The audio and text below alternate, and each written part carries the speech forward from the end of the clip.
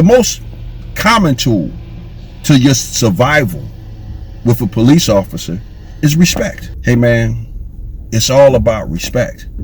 And if you have respect for your life, authority, but more importantly, if you have respect for the gun, you can get past the policeman. Good morning, America and the rest of the world. Xander J. Hobson here, stand-up comedian, entertainer, director, and producer of boxing documentaries, and internet troll to those who need internet trolling. This is another episode of The Devil's Advocate, brought to you by the Brilliant Artist Movement. Folks, listen, I'm trying to grow the platform, so please subscribe, like this video, share it, and by all means leave a comment in the comment section, because I enjoy checking out the feedback from these videos that I make, as well as exchanging opinions and points of views with you all.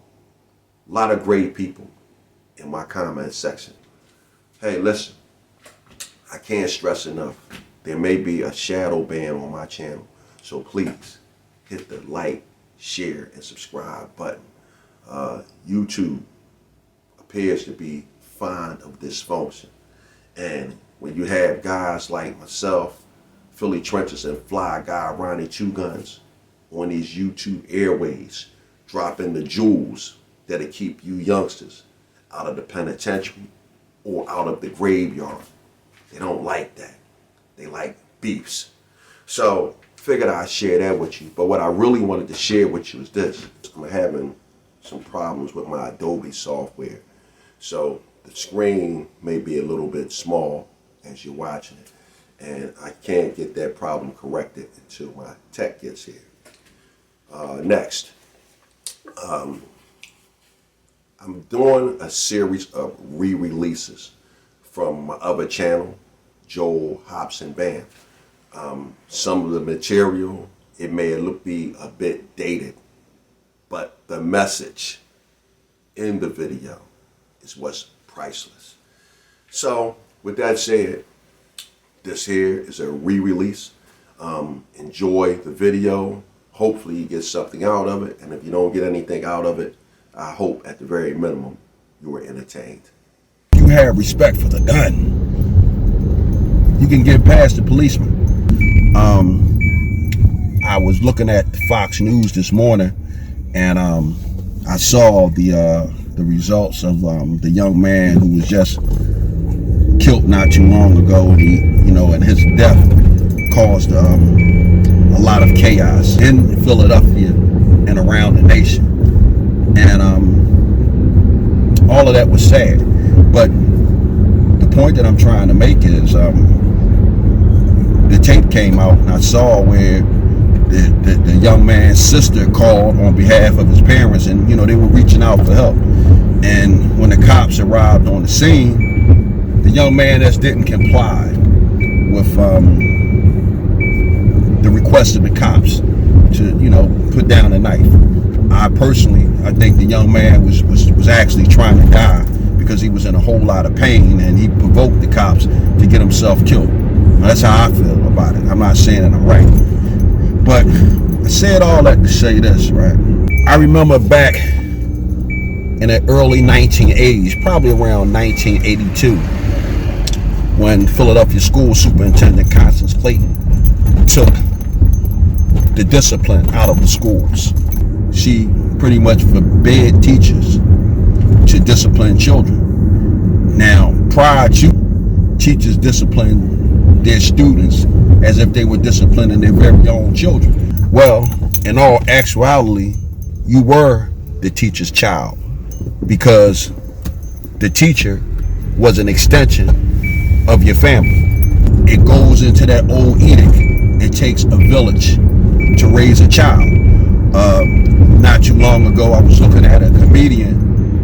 Couldn't tell you the guy's name, but the bottom line was the premise of his joke was, if a neighbor caught him doing something bad, the neighbor would whip his behind and then take him home to his parents, and his parents would in turn whip his behind to reinforce the discipline of the neighbor, because once again, we talking about a village raising a child. Now, saying all that to say this, once they took the discipline out of the schools, you didn't have that reinforcement from home. And what started transpiring is, not only did they take the discipline out of school, they started trying to take the discipline out of the homes. Meaning, now a parent could actually find him or herself in trouble with the law for disciplining a child. Well, this was the setup.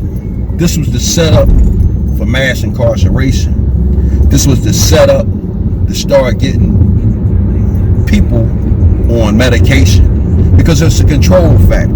But more importantly, that's specific to this conversation that we're having, this was the setup for all of these police shootings. Now, this is not to say that the cops didn't shoot black people when there was discipline. Of course they did. They shot us, they hung us, they lynched us, they done all those horrible things. But back when I was coming up, a black man had more of a chance of surviving an encounter with the police, because at least a black man had the tools, a black woman too.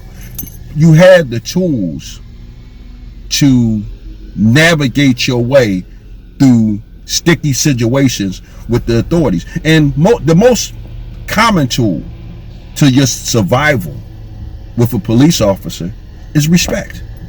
That's all it is. For the most part, it's respect.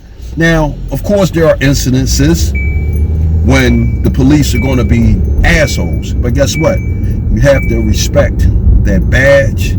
But more importantly, you have to respect that fucking gun. If you don't respect the gun, you're a fucking dead man or woman. And a lot of cases, this is what's transpiring. These young people who are getting slaughtered by the police, they're not respecting the fucking gun. Now, I know for a fact, if some motherfucker walked up on you with a 9mm and said, man, give it the fuck up, you're going to respect the gun. Because you know if you don't respect the gun, you're going to die. Well, that's what's happening with these policemen. And it's a sad state of affairs. And only thing that I can say to anyone watching this broadcast is, hey man, it's all about respect. And if you have respect for your life, authority, but more importantly, if you have respect for the gun, you can get past the policeman. I don't think I need to say any more on this subject. I'm done with it. BAM!